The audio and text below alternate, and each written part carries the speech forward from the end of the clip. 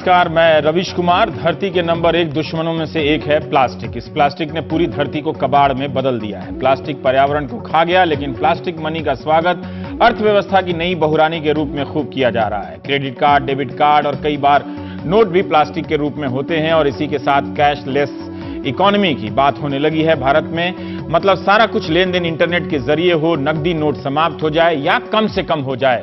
नोटबंदी ने हम सबको अर्थव्यवस्था के तमाम पहलुओं के बारे में जानने का एक अच्छा अवसर भी दिया है। जानना चाहिए कि नोट का विकल्प आ जाने से अर्थव्यवस्था कैसे बेहतर हो जाती है, बदल जाती है। इस सवाल के साथ सोचना शुरू कीजिए तो आप नई नई जानकारियों के भंडार तक पहुंचेंगे।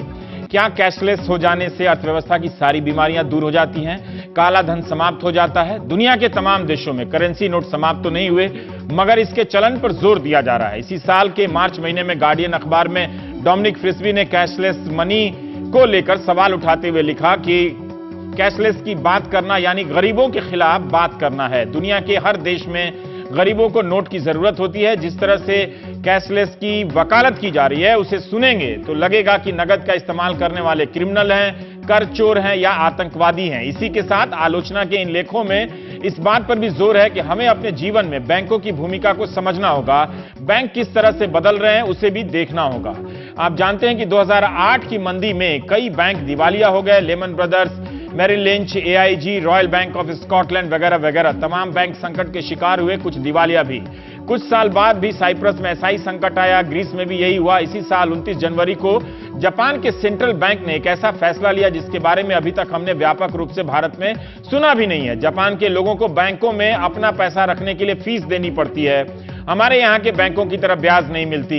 ऐसा इसलिए किया जाता है ताकि कमर्शियल बैंक ज्यादा से ज्यादा पैसा बिजनेसमैन को उधार दे सकें। अगर पैसा इलेक्ट्रॉनिक रूप में रहेगा तो सेंट्रल बैंक वह सब कुछ पल भर में कर सकेगा जो अभी तक नहीं कर पाता है। मंदी की भनक मिलते ही ब्याज दर निगेटिव हो जाएगी, यानी आपको ही बैंक को पैसे देने होंगे ताकि वो पैसा जमा रख सके। नकदी व्यवस्था में यह छूट होती है कि जब भी आपका बैंक से भरोसा कम हो, अपनी पूंजी निकालिए और नगद में बदल लीजिए। कैशलेस सोसाइटी में यह छूट नहीं होगी। बैंक ऑफ इंग्लैंड के पूर्व गवर्नर मर्विन किंग ने कहा है कि बैंकिंग सिस्टम में की खामियों को अभी तक ठीक नहीं किया गया है, हो सकता है कि संकट आ जाए। ये सब मैं गार्डियन अखबार के लेख के आधार पर हिंदी अनुवाद में पढ़ रहा हूं कि बैंक डूबने लगेंगे। बैंक का मतलब सिर्फ खाता खोलना, पैसा जमा करना नहीं है। हम सबको बैंकों के बारे में अधिक से अधिक जानना चाहिए। कैसे बैंक गरीब आदमी से 2 लाख वसूलने के लिए पीछे पड़ जाते हैं। बड़े बड़े उद्योगपतियों को लाखों करोड़ का कर्जा नॉन प्रॉफिट एसेट के तहत उधर किनारे कर देते हैं। उन्हें अलग अलग खातों में डाला जाता है, तकनीकी शब्दों में उलझाया जाता है। इस पूरे मसले को भावना से नहीं, तथ्यों से समझिए। ऐसा नहीं है कि हम और आप इलेक्ट्रॉनिक तरीके से लेन देन नहीं करते हैं। सारी आबादी ना करती हो, मगर लाखों की आबादी तो अब हमारे देश में करती ही है। आबादी के छोटे से ही हिस्से का लेन देन में विश्वास है। उसका विश्वास तब भी नहीं हिला जब हाल ही में खबर आई कि 32 लाख डेबिट कार्ड का डेटा किसी और के पास चला गया है, कॉम्प्रोमाइज हुआ है। तब हमारे डेबिट कार्ड की सुरक्षा को लेकर सवाल उठे। तब बहुत सारे किस्से सामने आए कि लोग अपना ही पैसा लेने के लिए बैंकों से मारे मारे फिर रहे हैं। उम्मीद करता हूं कि उन्हें यह पैसा मिल गया होगा, वो आजाद की तरह महसूस कर रहे होंगे और देशभक्त जैसा फील कर रहे होंगे। दुनिया की आधी आबादी बैंक सिस्टम में ही नहीं है, क्योंकि बैंक में खाता खोलने के लिए कई शर्तें होती हैं। एक आशंका जताई जाती है कि कैशलेस सोसाइटी में आपके हर लेन देन का डेटा बैंकों के पास रहेगा। आप क्या खरीदते हैं, कब खरीदते हैं, किस कंपनी का माल खरीदते हैं, और इस डेटा का कुछ भी इस्तेमाल हो सकता है। तमाम कानून बनते हैं, इसके बाद भी पूरी दुनिया इस खतरे का कोई मुकम्मल इलाज नहीं ढूंढ पाई है। कैशलेस यानी जब नोट का चलन समाप्त हो जाए या न्यूनतम स्तर पर पहुंच जाए। बहुत से लोग इसके फायदे गिना रहे हैं। इससे सरकार को ज्यादा टैक्स आएगा क्योंकि काला धन नहीं होगा, टैक्स चोरी रुक जाएगी, उस पैसे से जनता का कल्याण ज्यादा होगा। फिलहाल लाइवमिंट वेबसाइट ने एक चार्ट पेश किया है जहां से हमने आपके लिए जानकारी टिप ली है। जापान में जीडीपी का 20.66% कैश है, नगद है।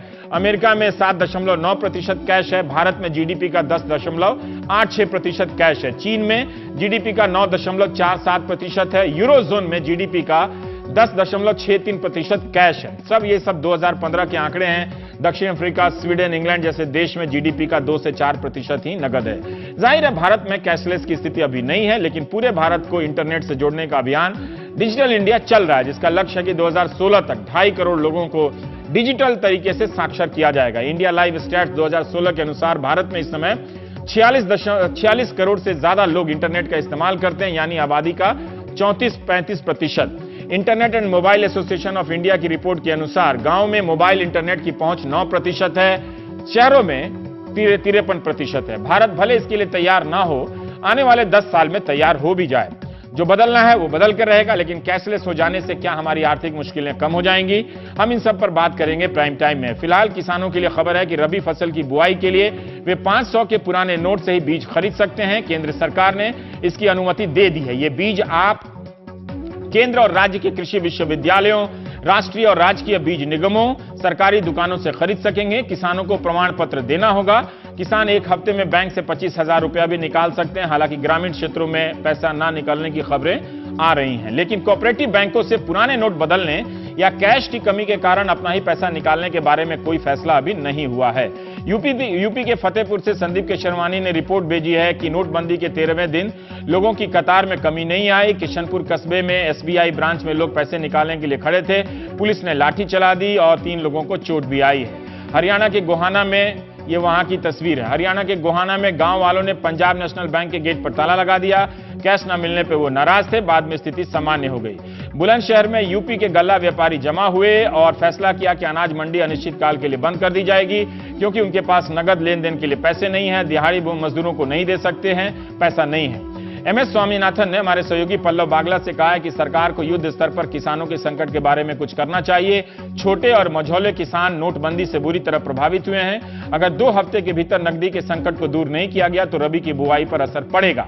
हमारे सहयोगी हिमांशु शेखर की रिपोर्ट है कि दिल्ली में गेहूं की कीमत बढ़ गई है। खाद्य मंत्रालय के ताजा आंकड़ों के मुताबिक 8 नवंबर को दिल्ली की थोक बाजार में गेहूं 2130 रुपए क्विंटल बिक रहा था।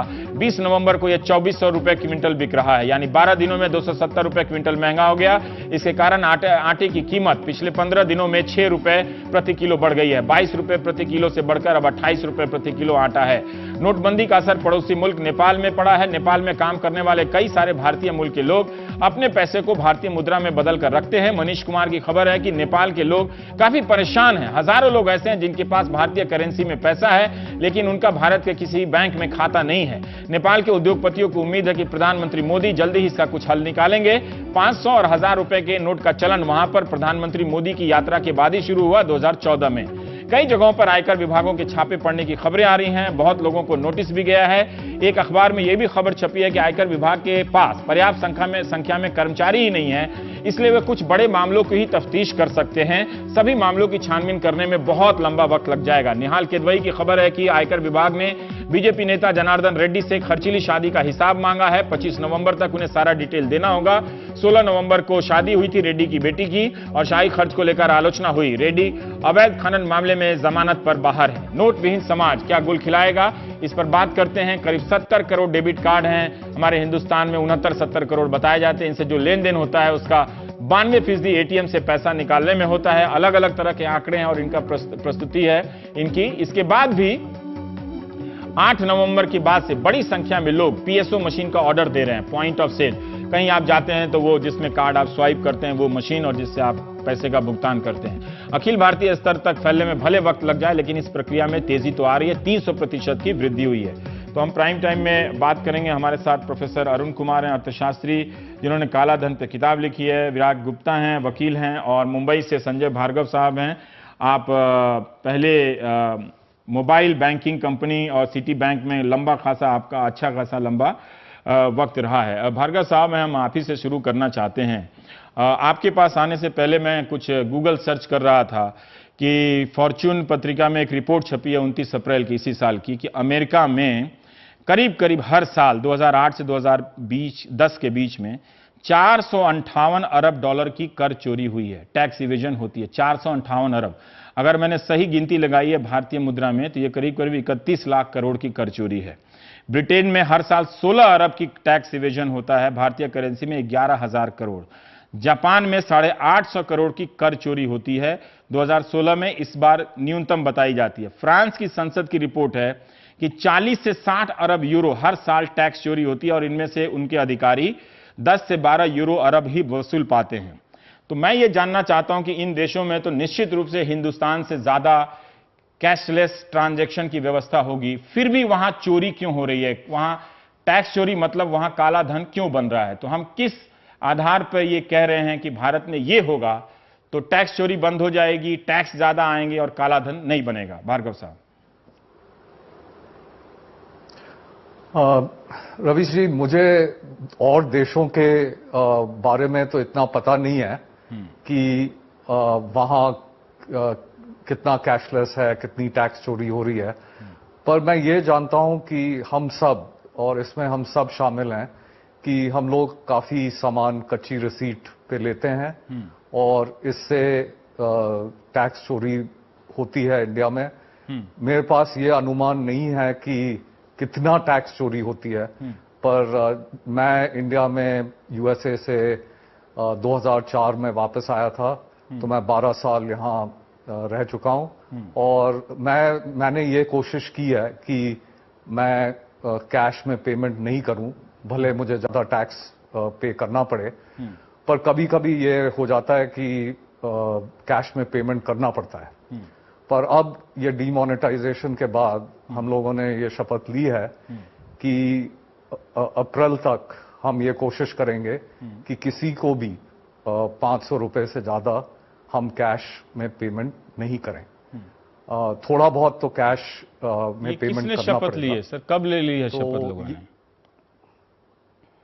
ये 500 रुपए ली है। आपने ली? और लोगों के बारे में नहीं कह रहा। आपने शपथ ली है, लेकिन मैं व्यक्तिगत नहीं पूछ रहा हूं, क्योंकि आप लोग बैंकिंग सिस्टम से जुड़े रहे हैं। मैं ये जानना चाहता हूं कि कैशलेस हो जाने से या कार्ड पे चले जाने से अमेरिका, फ्रांस, ब्रिटेन, जापान, ये 4 आदर्श देश हैं हिंदुस्तान के लिए तकनीकी के मामले में। वहां पर लाखों करोड़ों, हजारों करोड़ की चोरी, टैक्स चोरी अभी भी हो रही है। तो मैं ये नहीं कह रहा हूं कि आप मोबाइल, इंटरनेट और बैंकिंग से इस्तेमाल नहीं होना चाहिए, हम लोग खुद करते हैं, तो कैसे कह सकते हैं कि नहीं करें? ठीक है, लेकिन मैं ये जानना चाहता हूं कि क्या ये कोई सिद्ध थ्योरम है अर्थशास्त्र का कि कैशलेस हो जाने से अर्थव्यवस्था की सारी बीमारियां दूर हो जाएंगी? मैं ये जानना चाहता हूं, या सिर्फ फॉर्म बदल रहा है, रूप बदल रहा है, नोट की जगह हम कार्ड इस्तेमाल कर रहे हैं? जी हाँ। ठीक है, मैं अमेरिका के बारे में बात कर सकता हूं क्योंकि मैं वहां रह चुका हूं। तो जहां तक मेरा अनुमान है कि वहां पे जो टैक्स चोरी होती है वो बहुत बड़े लोग करते हैं, कॉर्पोरेशंस करते हैं। अच्छा। रिच लोग करते हैं। और जो आम आदमी है वो ज्यादा टैक्स चोरी नहीं करता है, क्योंकि जो वहां का सिस्टम है 1099 का वगैरह, कि अगर आप चोरी करने की कोशिश करें तो पकड़े जाने के चांस बहुत ज्यादा हैं। वहां भी बड़े लोगों को टैक्स चोरी में चांस नहीं है सर? अमेरिका में भी बड़े लोग बच जाते हैं? नहीं, बड़े लोग बहुत लूप होल्स वगैरह निकाल के केमन आइलैंड में पैसा रख के वगैरह वो कर सकते हैं। इंडिया के बड़े लोग तो नहीं करते होंगे ना? ये तो नहीं है कि इंडिया के बड़े लोग तो नहीं करते होंगे। पनामा वाली रिपोर्ट तो झूठी होगी? नहीं, बिल्कुल करते हैं। करते हैं? नहीं, बिल्कुल झूठी नहीं है। तो कैशलेस हो जाने से वो रूट कैसे बंद रहेगा? भार्गव साहब ये बताइए, कैशलेस हो जाने से हम आम लोगों की तो बात कर रहे थे, यानी आम लोग, अमेरिका का हो चाहे भारत का हो, वो न्यायप्रिय है, वो तो कानून से चल लेगा, लेकिन ये बड़े लोग तो दोनों जगह बच रहे हैं सर। हाँ, नहीं, आपकी बात बिल्कुल सही है। कैशलेस होने से ये बड़े लोगों की चोरी नहीं खत्म होगी। यही बात मैं पूछ रहा हूं ना, इतना गुणगान 10 दिनों से अखबार में चल रहा है। जी। अरुण कुमार। नहीं, तो बड़े लोगों की चोरी खत्म करने के लिए दूसरे कदम उठाने पड़ेंगे, कैशलेस से नहीं होगी। मैं यही जानना चाहता हूं सर कि क्या अमेरिका में दूसरे कदम नहीं उठाए गए? देखिए ना, 2008 से 2010 के बीच में 458 अरब डॉलर, बिलियन डॉलर की टैक्स चोरी सालाना हुई है। फ्रांस की पार्लियामेंट रिपोर्ट करती है कि 40 से 60 अरब यूरो की कर चोरी होती है वहां पे, फ्रांस में। ठीक है, जापान का भी वही हाल है, ब्रिटेन का भी 16 अरब यूरो की कर चोरी होती है। तो वहां कैशलेस और सारा टेक्नोलॉजी, सब चीज वहां पे डेबिट कार्ड, स्वाइप कार्ड से पेमेंट करते हैं। तो क्या वहां की सरकारों ने कर चोरी के दूसरे रास्ते नहीं अपनाए होंगे? नहीं, उन्होंने जरूर। मैं कर चोरी में एक्सपर्ट नहीं हूं, पर ठीक है जी, ठीक है। अरुण जी देखिए, नहीं तो मैं ये व्यवस्था होती है। एक सेकंड, वो कुछ कह रहे हैं, आते हैं, हमें टाइम है एक और सेगमेंट का। जी भार्गव साहब, आप कह लीजिए, आप कुछ कह रहे थे और रुक गए। नहीं, आप और लोगों से पूछ लीजिए, क्योंकि मैं कर चोरी में एक्सपर्ट नहीं हूं। ठीक है, चोरी में आप एक्सपर्ट नहीं है, लेकिन फिर भी मैं तो और जीरो हूं आप लोगों की तुलना से, तो इसलिए बहुत सारे दर्शक देख के ईमेल भी करते हैं कि कौन सही जवाब दिया। मैं आपसे जानना चाहता हूं ऐसा है कि अल्टीमेटली हम क्या इसमें हासिल करते हैं कैशलेस से। जब एक नोट की बदले हम कार्ड यूज करते हैं तो उसमें हम हासिल क्या करते हैं? क्या आयकर कानून बदल जाते हैं इस बीच में?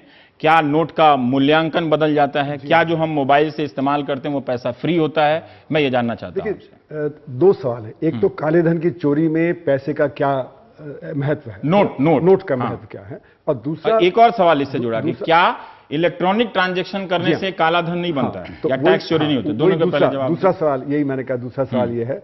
तो पहला तो ये कि जो पैसा होता है, जो नोट होता है, उसकी कोई जरूरत नहीं है कि आप काला धन कमाएं उसके लिए, क्योंकि दो तरह की जो ब्लैक इनकम जनरेट होती है। एक तो इलीगल सेक्टर में जो गैर कानूनी है, और एक जो कानूनी सेक्टर है जिसको लीगल है। तो जो गैर कानूनी सेक्टर है उसमें आपने नार्कोटिक ड्रग ट्रैफिकिंग किया, आपने कुछ और इस तरह गलत काम किए, आपने नकली दवाएं बनाई वगैरह, है ना। और एक लीगल सेक्टर है, आपने जो आप लॉयर हैं, आप डॉक्टर हैं, हाँ, आपने अपना जो सही आमदनी नहीं दिखाई, आप इंडस्ट्रियलिस्ट हैं, आपने जो अपना जो प्रोडक्शन कम दिखा दिया, आपने उसका प्राइस कम दिखा दिया, अंडर इनवॉइसिंग ओवर इनवॉइसिंग जिसको कहते हैं, आपने इंटरनेशनल ट्रेड किया तो वहां पे अंडर इनवॉइसिंग ओवर इनवॉइसिंग कर दिए। तो जितने सेक्टर हैं उतने तरीके हैं काले धन की कमाई के।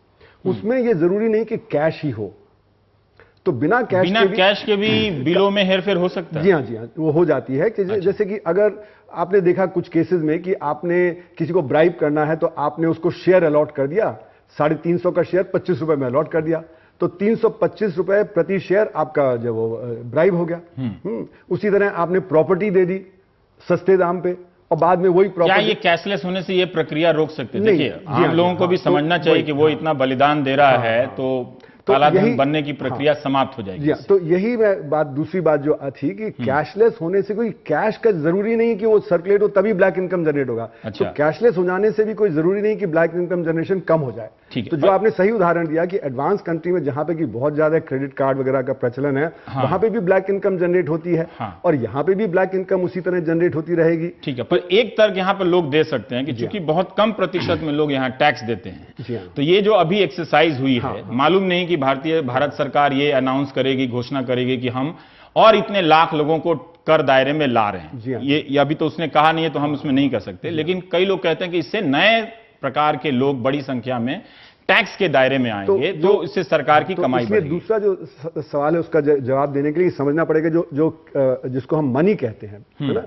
मनी के फॉर्म बदलते रहते हैं। तो पहले सिक्का होता था, सिक्का से जो कागज का नोट बना, कागज के नोट के बाद जो फिर ये आपका जो अब प्लास्टिक आ गया, क्रेडिट कार्ड, डेबिट कार्ड आ गया, उससे अब इलेक्ट्रॉनिक मनी आ रहा है कि आप जो वो उसके, तो पैसे का फॉर्म बदलता रहता है और उस पैसे का जो इस्तेमाल है वो भी बदलता रहता है। तो अब ये कह रहे हैं कि अगर इंटरनेट से होगा या जो क्रेडिट कार्ड, डेबिट कार्ड से होता, तो ट्रेल एक बन जाएगा कि आपने कहा जो खर्च किया। जैसे भार्गव साहब ने कहा कि अप्रैल के बाद से 500 रुपए से कम का वो ट्रांजेक्शन नहीं करेंगे, पर पर्सनली नहीं करना चाह रहे, पर अभी तो ऐसी स्थिति आ नहीं रही, क्योंकि हमारा तो एक भाव है, भावना है ना, तो उस भावना को देश तो विभाजित है। यहाँ पे तो जो गरीब आदमी है उसको तो जो लाले पड़ रहे हैं आज की, उसको 8 आना 10 आना और 1 रुपया 10 रुपया भी नहीं मिल रहा है ना। और दूसरी तरफ वो हैं जो कि बैंक हैं, जिनके पास क्रेडिट कार्ड, डेबिट कार्ड हैं, तो दोनों की परिस्थिति अलग है। तो हमारे यहाँ कैशलेस करने के लिए बहुत कठिनाई आएगी, क्योंकि बहुत बड़ा एक जो हिस्सा है हमारे देश का, वो अभी ना बैंक है उसके पास, ना उसके पास क्रेडिट कार्ड, डेबिट कार्ड इस्तेमाल करने का है। और दूसरा ये है कि उसको डर लगता है कि ये पता नहीं क्रेडिट कार्ड, डेबिट कार्ड है क्या।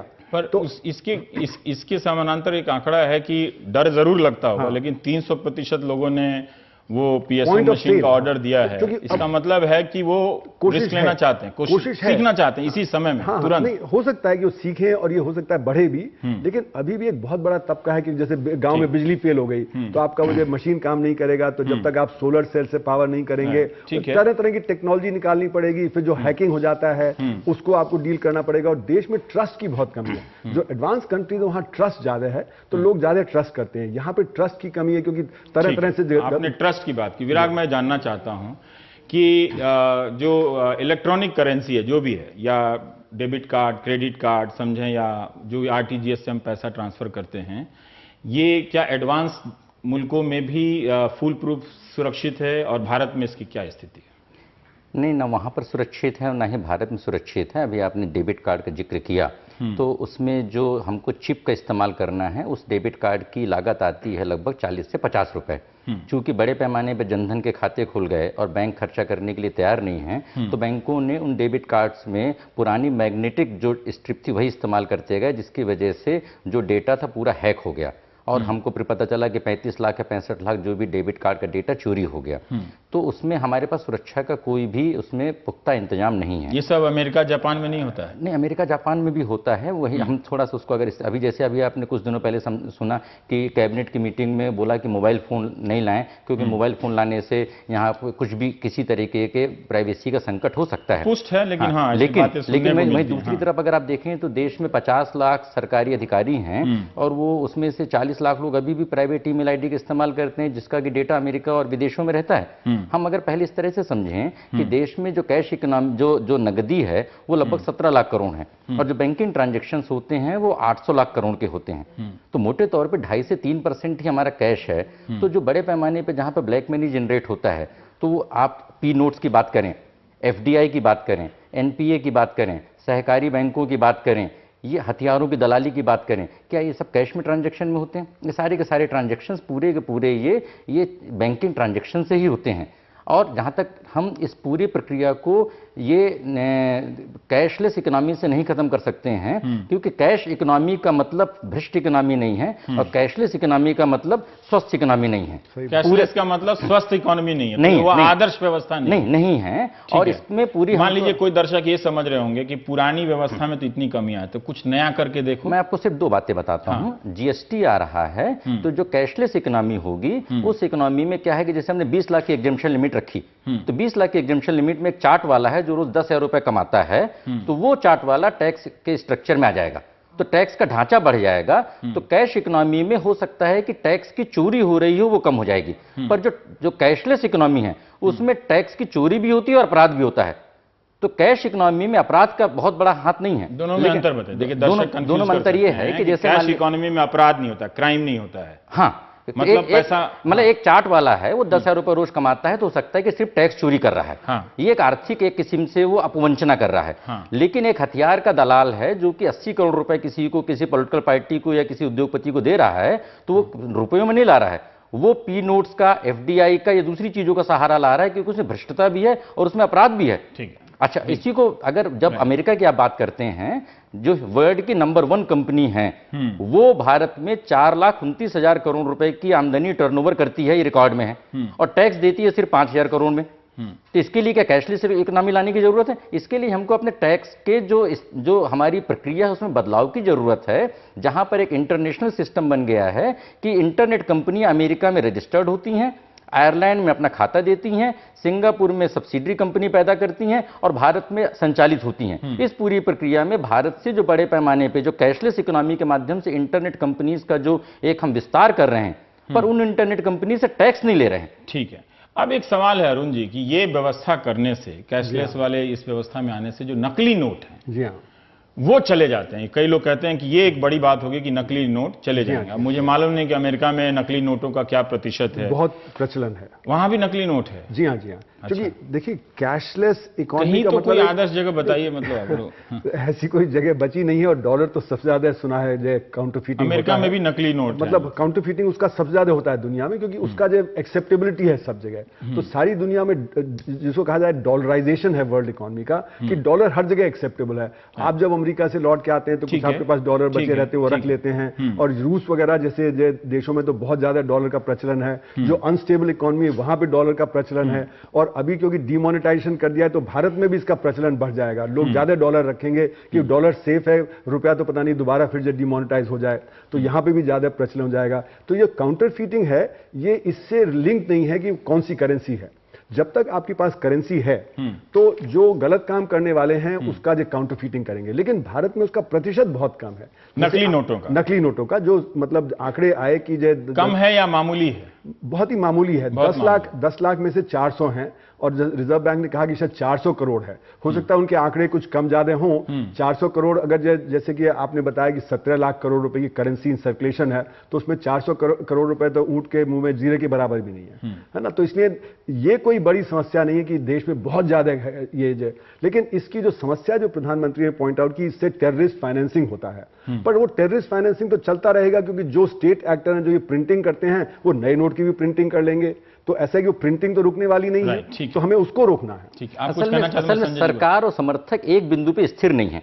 जब किसी बिंदु पे बात आती है तो बोलते हैं ब्लैक मनी, जब ब्लैक मनी से खत्म हो जाता है बोलते हैं आतंकवाद, लेकिन आतंकवाद तो 2000 के नोट में और ज्यादा होगा। आतंकवाद से बात खत्म हो जाती है तो कहते हैं टैक्स पे आ जाता है। लेकिन ये कोई बताने में असफल है कि इससे अगर जाली नोट की बात है तो जाली नोट के लिए तो आप 31 दिसंबर तक सारे नोट अगर बदल देते तो जाली नोट खत्म हो जाते, और फिर 2000 के नोट में जाली नोट नहीं छपेंगे, इसकी क्या व्यवस्था है? तो जब तक उसके पास पुष्ट आंकड़े नहीं हो, संसद में हमने बयान दिया कि हमारे पास टोटल 25 करोड़ के जाली नोट हमको पकड़े गए, 400 करोड़ का रिजर्व बैंक का आकलन नहीं हुए, तो कितना प्रतिशत है? और नई व्यवस्था में जाली नोट नहीं छपेंगे, इसकी क्या व्यवस्था है? ठीक है, पर ये एक चीज है भार्गव साहब की मैं इंडियन एक्सप्रेस में आज देख रहा था कि 2015 के फिस्कल ईयर में, वित्त वर्ष में 92 लाख करोड़ का लेन देन इलेक्ट्रॉनिक तरीके से होता है, जो नकदी लेन देन के 85 लाख करोड़ का डेटा उससे ज्यादा है। अगर उनका आंकड़ा सही है, हम लोग उतने योग्य नहीं हैं इन आर्थिक आंकड़ों को समझने में, इसका दूसरे पर्सपेक्टिव को समझने में।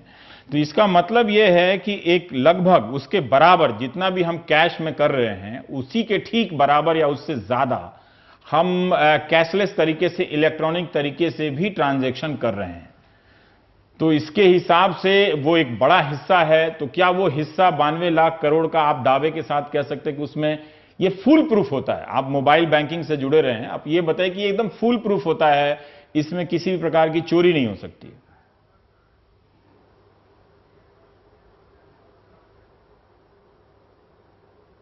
नहीं, तो इसमें यह समझने की बात है कि फुल प्रूफ कोई भी चीज नहीं है दुनिया में।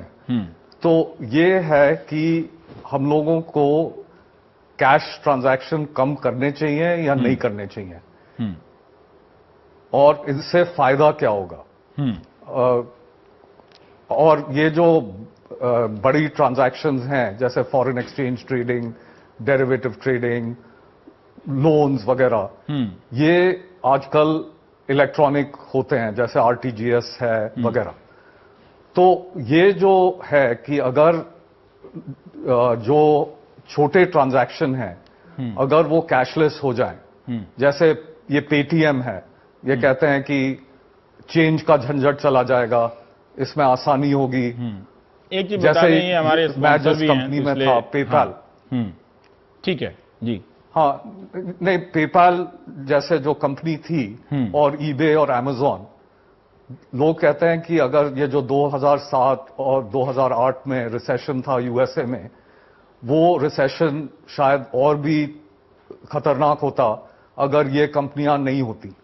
क्योंकि जिसमें छोटा आदमी था रूरल यूएसए में, अगर वो किसी चीज को बेचना चाहता था तो वो ईबे पे जाके या अमेज़न पे जाके बेच सकता था, और उसका पेमेंट उसको पेपैल से मिल सकता था। ठीक। तो इसमें यह सोचने की बात है कि कैशलेस इकोनॉमी लोगों का भला करेगी या नहीं करेगी। अगर कोई ये कहता है कि कैशलेस इकोनॉमी से टेररिज्म बंद हो जाएगा, ब्लैक मनी बंद हो जाएगा, ये नहीं होगा। ये नहीं, पर लोगों का भला होगा या नहीं, ये देश सुधरेगा या नहीं। एक चीज मैं याद दिलाना चाहता हूं, मैं इसकी पुष्टि नहीं कर सकता, पर मैं कहीं कहीं पढ़ रहा था, बातों में जिक्र आ रहा था कि जब 2008 में मंदी आई तो यहां कहा गया कि भारत इसलिए बच गया क्योंकि भारत के लोग घरों में भी कुछ पैसा रखते हैं, सारा पैसा बैंकिंग सिस्टम में नहीं होता है। तो आप अमेरिका का बता रहे हैं कि वहां इस तरह के मोबाइल बैंकिंग होने से आम आदमी बच गया, लेकिन यहां आदमी तो इसलिए बच गया कि नकदी घरों में रखता है। तो ये मैं एक चीज मैं जानना चाहता हूं कि मंदी से इस तरह के फॉर्म बदलने से क्या प्रूफ है? मतलब कहीं पे अगर मोबाइल बैंकिंग का प्रतिशत बहुत ज्यादा है तो इससे क्या अर्थव्यवस्था बेहतर हो जाती है? कोई ये अर्थव्यवस्था इन चीजों से चलती है क्या? नहीं, जैसे कि मैंने पहले कहा कि पैसे का जो फॉर्म है वो बदलता रहता है। हाँ। तो जैसे कि पहले जो आपके पास कॉइन्स हुआ करते थे, फिर ये पेपर करेंसी आई, फिर जब प्लास्टिक आया, फिर इंटरनेट, इससे क्या है, सिर्फ ट्रांजैक्शंस होते हैं। ठीक है। अब अगर जो मंदी आई तो ट्रांजैक्शंस कम हो जाते हैं। तो ये कहना कि क्योंकि हमारे पास पैसा था घर में इसलिए जो हमारे यहाँ वो नहीं हुआ, वो बात सही नहीं है। बात ये हुआ कि हमने रूरल एरिया में 2 लाख करोड़ रुपया स्पेंड किया और हमारा फिस्कल डेफिसिट 3% से बढ़ के 12% हो गया। इसलिए हमारी जो रेट ऑफ ग्रोथ है वो सिर्फ 5% तक आई और वो 0 पे नहीं आई, जैसे बाकी और देशों में 0 नेगेटिव हो गई। तो कैश से लिंक नहीं है, कैश तो सिर्फ एक जरिया है ट्रांजैक्शन करने का। हम ब्रेक के बाद आएंगे तो मुझे लगता है कि भार्गव साहब की का ये सवाल वो ठीक लग रहा है मेरे हिसाब से कि आम आदमी को इससे क्या फायदा होगा, तो उस पर हम बात कर लेंगे कि क्या फायदा होगा। वो खुद ही कह रहे हैं कि ये नहीं मानना चाहिए कि इससे आतंकवाद खत्म हो जाएगा, इससे सब चीज कर चोरी खत्म हो जाएगी। जैसे अमेरिका में आप मालूम है ट्रंप साहब ने अपने तो टैक्स का डिटेल ही नहीं दिया। क्या कोई छोटा आदमी, साधारण आदमी ये हिम्मत कर सकता है कि इनकम टैक्स डिपार्टमेंट के सामने खड़ा होकर कहे कि मैं नहीं दूंगा अपना टैक्स डिटेल? खेल समझिए और खेलते रहिए, प्राइम टाइम देखते रहिए। ब्रेक के बाद आता हूं।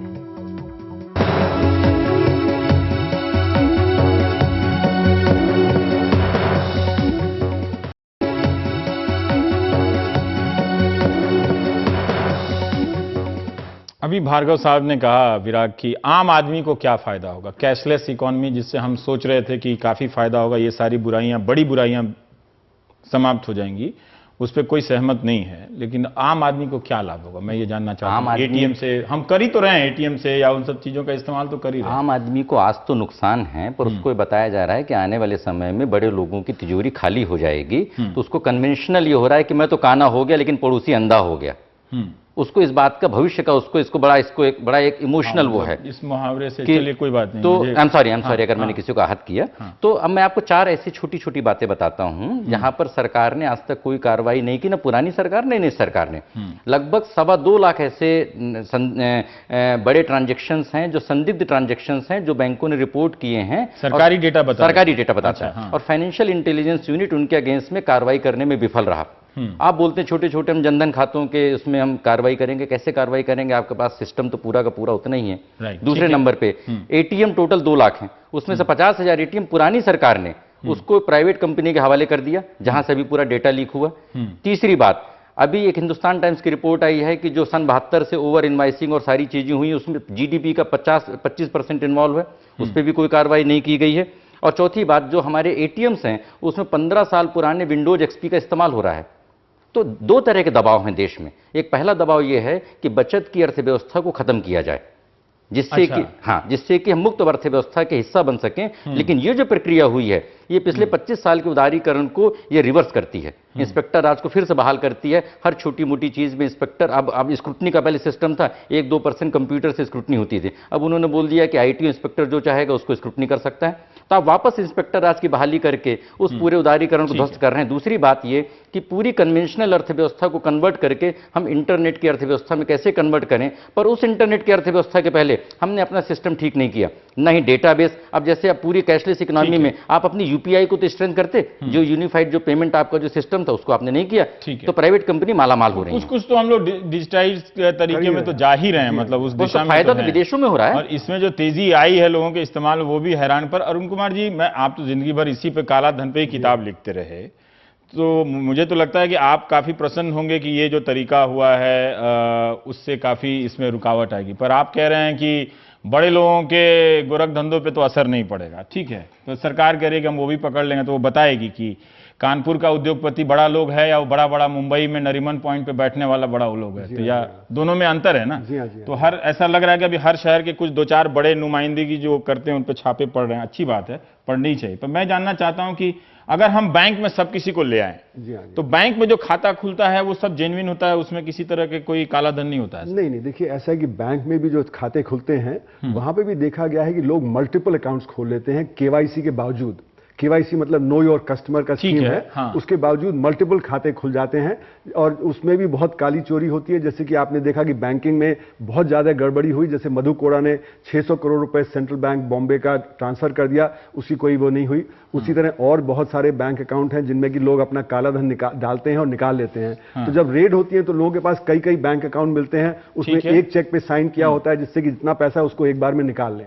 तो इसलिए बैंकिंग का जो है, क्योंकि हमारा बैंकिंग सिस्टम बहुत लीकी है, और जो वहां पे पॉलिटिकल दबाव बहुत होता है बैंकिंग सिस्टम में, जो क्रोनी कैपिटलिज्म का, तो बड़े बड़े जो उद्योगपति वगैरह हैं वो तो तरह तरह से उसका जो मिसयूज करते हैं, वही बाद में जाके एनपीए हो जाता है। लेकिन मैं एक बात समझाना चाहता हूं कि जो काले धन की अर्थव्यवस्था है, इसके दो पार्ट को हमें समझना होगा। एक तो जब हम आमदनी करते हैं तो उसमें से बचत करते हैं, बचत से हमारी संपत्ति बनती है। तो जो हमारी ब्लैक वेल्थ है, जो ब्लैक संपत्ति है और ब्लैक इनकम, इसमें हमें डिस्टिंग्विश करना पड़ेगा। तो जो ये कदम उठाए गए हैं, इसमें ब्लैक वेल्थ का 1% जो कैश का फॉर्म है वही सिर्फ मारा जाएगा, और जो ब्लैक 99% जो संपत्ति है, काली संपत्ति, वो है, तो वैसी रहेगी। वो शेयर बाजार शेयर के रूप में है, 25 रुपए का शेयर 400 रुपए में दे दिया गया, इस तरह से सब तरह से सोना है, आपका जो इन्वेंट्री है, अंडर इनवॉइस्ड इन्वेंट्री है, आपके बिजनेस में है, सब तरह से लोग उसको सर्कुलेट करते हैं। कोई अपने तकिए के नीचे, पर ये एक बड़ी छवि तो बन गई है ना कि ये इसने सारे काला धन को ध्वस्त कर दिया, मतलब लोगों के दिमाग में पैसा नहीं है। ऐसा नहीं है, सिर्फ 1% पे असर पड़ेगा। हाँ, ठीक है। अगर वो भी लोगों ने अभी भी बहुत सारी तरह से उसको कन्वर्ट कर रहे हैं, जैसे कि लोगों ने कहा कि हमने अपने जो वर्कर्स को 4 महीने की तनख्वाह दे दी, अब वो 4 महीने की तनख्वाह जब 500 और 1000 रुपए के नोट में दे दी, अब वो जाके बैंक में डिपॉजिट कर देगा और उनका जो काला था वो सफेद हो गया। तो इस तरह के बहुत सारे जरिए निकल आए हैं पिछले 2 हफ्ते में। एक आदमी जो मेहनत से मजदूरी कर रहा था वो भी काले धन की कमाई का पार्ट हो, एक तरह से अगर बचाने में मनी लॉन्ड्रिंग इतने लोग मजबूरी की वजह से, जिनके पास कोई विकल्प नहीं था वो सैलरी लेने का 1 साल का एडवांस, वो एक तरह से अनैतिक कार्य में भागीदार बन गए, वो मतलब उस गुनाह के हिस्सेदार बन गए। लेकिन अब मुझे भार्गव साहब के पास बताना चाह रहा हूं कि जो ब्लैक इनकम जनरेशन है वो नहीं रुका, ठीक है। एक व्हाट्सएप में बड़ा इंटरेस्टिंग चुटकुला है कि एक छोटी सी नदी में 10 मगरमच्छ थे, हजारों मछलियां थी, मगरमच्छ से सब परेशान थे, तो उन्होंने एक उपाय सूझा कि उन्होंने नदी को सुखा दिया। तो मगरमच्छ तो सब जगह आ सकते, मगरमच्छ भाग गए, मछलियां सब मर गईं। तो हमने जो उपाय किया है, इस नदी को सुखा दिया, अर्थव्यवस्था को सुखा दिया है, छोटे लोग परेशान हो गए, बड़े लोग तो अपना बचाव कर ही लेंगे। किसी समाजशास्त्री को इस फैसले के बाद दोनों पक्ष में जिस तरह के चुटकुले बने हैं उसका अलग से अध्ययन करना चाहिए। वो एक बहुत ही मतलब हमारी राजनीतिक रचनात्मकता का एक तरह से सामाजिक दस्तावेज है, जो शायद कभी बहुत कम इधर हाल फिलहाल में 2 साल से सामने आ रहा है। पर भार्गव साहब, हम ये जानना चाहते हैं कि आम आदमी को क्या फायदा होगा जब हम मोबाइल से जो ये कंपनियां हैं हम लेन देन करते हैं, तो क्या उसके लिए हम अतिरिक्त पैसा भी देते हैं? जैसे जब हम एटीएम से पैसा निकालते हैं तो कई बार 10 रुपया, 12 रुपया, 15 रुपया अलग से देते हैं, उसका फीस देते हैं, तो क्या इनमें भी है या ये मुफ्त होती हैं सर? नहीं, तो पहले मैं एक चीज कहना चाहता हूं कि मेरे हिसाब से 2 चीजें हैं। एक तो अगर जो अमीर हैं वो कैश में पेमेंट नहीं करें तो इससे देश का बहुत हित होगा। दूसरा, जो गरीब हैं अगर वो देश में अपना जो भी सामान बेच सकते हैं इंटरनेट से और पेमेंट ले सकते हैं तो उनका भी बहुत हित होगा। अब ये जहां पे चार्ज की बात आई है, तो अगर चार्ज हुआ और किसी को मुनाफा हुआ तो वो चार्ज देने में हिचकिचाएगा नहीं, क्योंकि अगर आपके 20% बन रहे हैं, आप 2% पे करेंगे तो आपके 18% फिर भी बन रहे हैं। तो ये जो चार्ज का मामला है वो मुनाफे के से इक्वेट करना चाहिए, नहीं मैं क्यों दूंगा? अगर जो चीज मैं 10 रुपए में खरीद सकता हूं, आपने मुझे मजबूर किया कि मैं मोबाइल बैंकिंग में जाऊं, तो मैं उसका 12 रुपया क्यों दूं? नहीं, ये तो है ना कि जैसे अगर आप जीएसटी बचाना चाहते हैं, वैट बचाना चाहते हैं, सेल्स टैक्स बचाना चाहते हैं, तो आप कैश देके बचा सकते हैं, पर ये नहीं करना चाहिए। जी, बहुत बहुत दूसरी चीज ये है कि कंज्यूमर, जी बहुत बहुत शुक्रिया आप सभी का। आप दर्शकों से यही इल्तिजा है कि इसके बारे में ज्यादा जानने का प्रयास कीजिए। बहुत मौका आया है इन बातों को जानने समझने का कि काला धन सचमुच खत्म हो गया तो बड़े लोगों को परेशानी होनी चाहिए, और जो छोटे लोग बाकी सामान्य जनता है वो अगर कैशलेस इकोनॉमी की तरफ जाएगी तो फ्रांस, अमेरिका, ब्रिटेन, जापान, ये दुनिया के 4 महान देशों के बारे में जिक्र किया, डेटा देखा तो यहां तो लाखों हजारों करोड़ रुपए में अभी भी टैक्स की चोरी होती है। ब्रेक के बाद हम कुछ और बात करेंगे।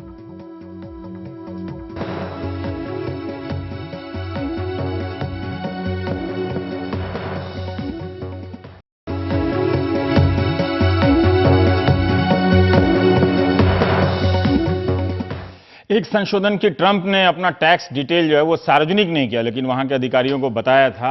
अब दूसरी खबर की तरफ बढ़ते हैं कि राजनीति में प्रतीक बदल रहे हैं। स्टेडियम में इको साउंड इफेक्ट पैदा करने के लिए रैलियां होती हैं, तो हाईवे पे हवाई जहाज उतारे जाते हैं, युद्ध वाले हवाई जहाज, फाइटर प्लेन उतारे जाते हैं। आगरा से लखनऊ को 3.5 घंटे में जोड़ने वाले लखनऊ आगरा एक्सप्रेसवे का बड़े ही शानदार अंदाज में उद्घाटन हुआ। मुख्यमंत्री अखिलेश यादव के इस ड्रीम प्रोजेक्ट का आगाज सुखोई और मिराज लड़ाकू विमानों की लैंडिंग के साथ किया गया। इस उद्घाटन की एक और खास बात यह रही कि इसने यूपी में सत्तारूढ़ समाजवादी पार्टी की फूट को भी छुपाने का काम किया है। शिवपाल यादव ने उन रामगोपाल यादव के पैर छू लिए जो कुछ वक्त पहले साजिश बता चुके थे। रामगोपाल के यादव के बेटे अक्षय ने चाचा शिवपाल जी के पैर छू लिए, जिन्होंने उसे यादव सिंह घोटाले का मुलजिम कहा। मुख्यमंत्री अखिलेश ने भी उन चाचा शिवपाल के पैर छू लिए जिन्हें हाल ही में उन्हें मंत्रिमंडल से बर्खास्त कर दिया गया था। तो लोग समझना चाहते हैं क्या वाकई परिवार में एकता हो गई है या सिर्फ ये मंच का दिखावा है कि सुखोई आ रहा है तो चलो एक दूसरे का पांव छूते हैं। रिपोर्ट कमाल खान की। किसी भी एक्सप्रेसवे की इससे शानदार शुरुआत क्या होगी? भारतीय वायुसेना के लड़ाकू विमानों की एक के बाद एक लैंडिंग, 3 सुखोई जेट और 3 मिराज 2000 लड़ाकू विमान। देश की हवाई सीमा के निगहबां ये विमान बरेली और ग्वालियर के वायुसैनिक अड्डों से उड़कर लखनऊ से 50 किलोमीटर दूर यहां उन्नाव पहुंचे। हवा में भी हैरत अंगेज कलाबाजियां दिखाई और जमीन पर भी रोमांचक अंदाज में उतरे। मौका था 302 किलोमीटर लंबे आगरा लखनऊ एक्सप्रेसवे के उद्घाटन का। देश में यह दूसरी बार है जब वायुसेना के विमान इस तरह किसी सड़क पर उतारे गए। पिछले साल मई में मिराज 2000 लड़ाकू विमान को मथुरा के करीब यमुना एक्सप्रेसवे पर उतारा गया था। यह हिस्सा है देश की सुरक्षा तैयारियों का। जिस तेजी से देश में हाईवे बनाने का काम चल रहा है, उसे देखते हुए लगातार ये गुंजाइश तलाशी जा रही है कि वायुसेना के विमानों को युद्ध जैसी आपात स्थिति में कहां-कहां उतारा जा सकता है। जहां वायुसेना के लिए यह मौका अपनी तैयारियों को परखने का था, वहीं यूपी में सत्तारूढ़ समाजवादी पार्टी के लिए यह मौका चुनाव से पहले की सबसे बड़ी नुमाइश का। एक्सप्रेसवे पर फाइटर एयरक्राफ्ट जंगी माहौल बनाते रहे और सामने मंच पर यादव परिवार युद्ध विराम का प्रदर्शन करता रहा। दुश्मन समझे जाने वाले एक दूसरे की तारीफों के पुल बांधते दिखे। बर्खास्त होने वाले शिवपाल ने बर्खास्त करने वाले अखिलेश की तारीफ में कसीदे पढ़े। उत्तर प्रदेश में जब से अखिलेश यादव के नेतृत्व में सरकार बनी, बहुत से महत्वपूर्ण काम हुए हैं। आगरा लखनऊ एक्सप्रेस वे ये एक ऐतिहासिक काम है। मंच पर पूरा यादव परिवार घुल मिलकर आपस में बातें करता रहा। जिन रामगोपाल को छोटे भाई शिवपाल ने बीजेपी का एजेंट, गिरोहबंदी करने वाला और साजिशी बताकर पार्टी से निकाला था, वही रामगोपाल उन्हें इज्जत बख्शते रहे।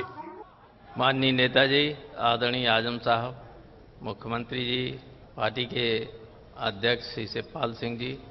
एक्सप्रेसवे के उद्घाटन के साथ ही अखिलेश यादव का एक सपना पूरा हुआ। यह 302 किलोमीटर लंबा 6 लेन एक्सेस कंट्रोल्ड एक्सप्रेसवे देश का सबसे लंबा एक्सप्रेसवे है।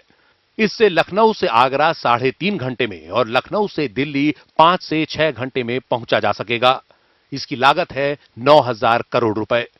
यह सिर्फ 23 महीने में बनकर तैयार हुआ, जिसे बनाने के लिए 22,000 मजदूर लगे और 1,000 इंजीनियर। इसके लिए 30,000 किसानों की जमीन बिना विवाद अधिग्रहित की गई। यह एक्सप्रेसवे 10 जिलों से गुजरेगा। उनके उद्योग धंधों और खेती को इसका फायदा मिलेगा। अखिलेश यादव को उम्मीद है कि विकास के काम उन्हें फिर से सत्ता में वापस लाएंगे। यही काम जो आपका है आने वाले समय में मदद करेगा, यही जनता को सुविधा देगा। और हम समाजवादी लोग जनता के बीच में इन कामों को लेकर के जाएंगे तो एक बार फिर जनता समाजवादियों को मौका देगी और प्रदेश में समाजवादी सरकार होगी। इस एक्सप्रेसवे की एक खास बात यह है कि इस पे फाइटर जेट्स जो हैं वो लैंड कर सकते हैं और फाइटर जेट्स जो हैं वो टच डाउन करके यहाँ पे उसका प्रदर्शन करते रहे। 4 सुखोई और 4 मिराज विमान जो हैं वो यहाँ पे एयरफोर्स लेके आया, जिसने यहाँ पे टच डाउन किया और यहाँ से गुजर गए। इससे चाहे जो फायदा हो, लेकिन मायावती कहती हैं कि ये सड़क तो अभी अधूरी थी। रास्तों में अभी पूरे साइन बोर्ड भी नहीं लगे हैं। सिर्फ चुनावी फायदे के लिए अखिलेश यादव ने अधूरी सड़क का उद्घाटन कर दिया। आगरा और लखनऊ एक्सप्रेसवे का जो आज उद्घाटन होने के लिए जा रहा है, यह अभी पूरा तैयार नहीं है। ये अधकच्चा है, लेकिन उनको मालूम है सपा मुखिया को कि सपा सरकार के मुखिया को भी, सपा समाजवादी पार्टी के मुखिया को भी ये मालूम है कि वो दोबारा से पावर में आने वाले नहीं है। दरअसल अखिलेश यादव ने मायावती से ही ये सबक सीखा है। मायावती ने दिल्ली को आगरा से जोड़ने वाली यमुना एक्सप्रेसवे का निर्माण करवाया था, लेकिन पूरी तरह तैयार न होने की वजह से उद्घाटन नहीं कर पाई। चुनाव के बाद अखिलेश यादव ने उसका फीता काटा। अखिलेश मायावती की ये गलती दोहराना नहीं चाहते थे और यही वजह है कि उन्होंने इसका पूरे जोर शोर से उद्घाटन कर दिया। उनका कहना है कि अगले महीने जनता के लिए इसे खोल दिया जाएगा। लखनऊ से कैमरामैन राजेश गुप्ता और रमेश वर्मा के साथ कमाल खान की रिपोर्ट, एनडीटीवी इंडिया। एक्सप्रेसवे के बारे में